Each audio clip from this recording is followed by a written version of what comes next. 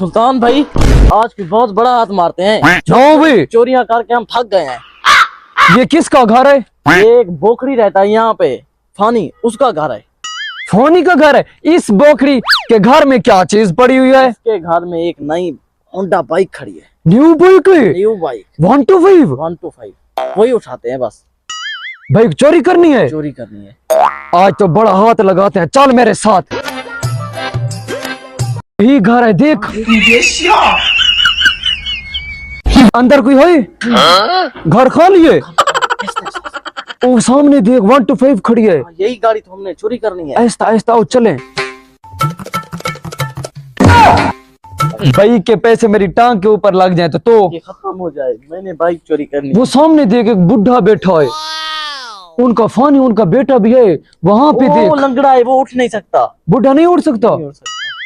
फानी आ जाए तो फिर क्या कर